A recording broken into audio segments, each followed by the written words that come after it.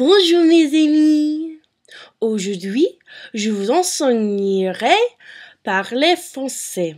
La première leçon est une leçon de l'alphabet, des sons nasaux et des 7 accents. Alors, nous commençons. A, B, B, C, C, D, D, I, E, F, F, G, G, H, I, J, K, L, M, N, O, P, Q, R, the back of the throat is like you're hacking up a hairball. R, S, T, U, V, W, X, Y, Z. Let's do it one time through all together. A, B, C, D, E, F, G, H, I, J, K, L, M, N, O, P, Q, R, S, T, U, V, W, X, Y, Z. The letters E, I, and U are often mistaken for one another in French. For example, when someone who speaks English, like myself, when they see the letter E in a French word, they want to say E. When you see I in a French word, you really want to say I. But the correct pronunciation for E is and the correct pronunciation for I is E. It's a little tricky. U and E also sound very similar. E is and U is U. So A, B, C, D, E, S, T, U. So A, B, C, D, E, and S, T, U. So just try that a couple times until you get it down. Next are the 4 nasal sounds in French, and they're really important for your accent. I know I'm still perfecting mine. In high school especially, I didn't pronounce them correctly, and it sounded like I had the equivalent of a French Southern accent. Sounded like I was from Provence.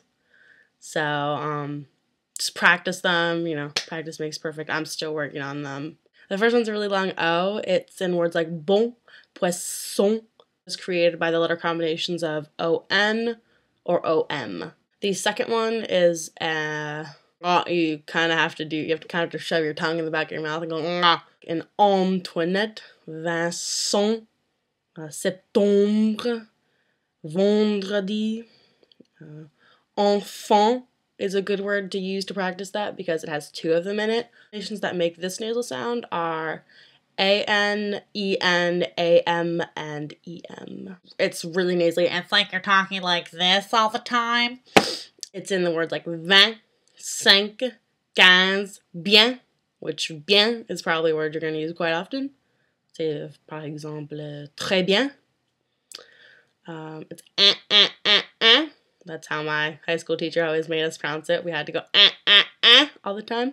The letter combinations that create this noise are I-N, I-M, I-E-N, and A-I-N. Finally, there is the noise that can be best summed up by the word for 1 in French, which is 1, 2, 3, 4, 5. Parfum, Jocelyn, un. It's not it's un. You're going to sound like an animal. The final consonants in a word are not pronounced in French unless that consonant is in the word careful. So unless it's C, R, F, or L, don't pronounce it. Examples are Luc, Noël, Daniel, and Neuf. Neuf. What's really important are the hard and soft sounds in French. For example, the letter C, if it's followed by an A, O, or a U, it's a really hard k sound, such as in canton, café, Cupid. If the letter C is followed by an I or an E, it's an S sound, such as in comme si, comme si, comme ça, ou Céline. The letter D, if it's followed by an A, O, or a U, it's a hard sound, like in garage.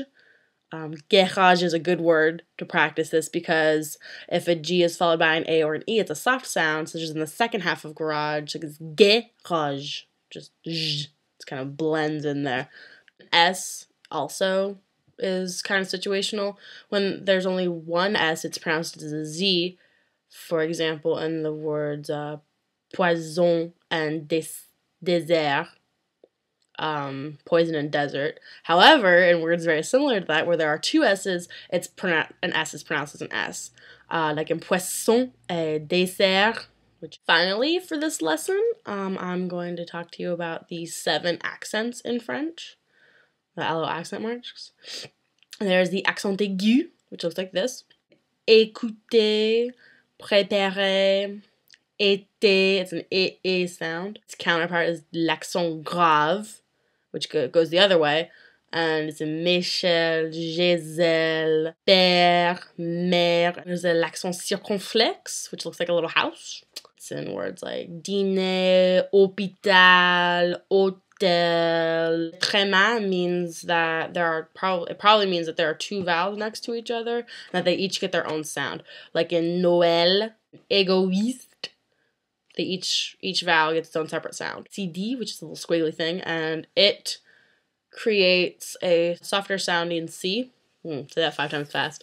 For example, in the word French, français. You pronounce it français because there is la sidelle. If there wasn't, it would be le français. It'd sound like a K instead of an S. L'apostrophe, which is an apostrophe, it's used to connect an article, which we'll talk about later, and a word beginning with a vowel. For example, there's l'hôpital. Without the liaison, it would be pronounced le hôpital. And you get that glottal stop, which makes the language sound less pretty and it flows less. And that's not what the French want. They want a nice, flowy, rhythmic language. So it's l'hôpital, not le hôpital. And then there's the trait d'union, which is basically a hyphen. It's for names like Jeanne-Marc, Marie-Antoinette. You use words like grand-mère, grand-père. There's a hyphen there. Hope you enjoyed yourself. I hope this proves useful to you. Stay tuned for the next episode where I teach you to count the seasons and the months. And we talk about articles and possibly conjugating verbs. Au revoir.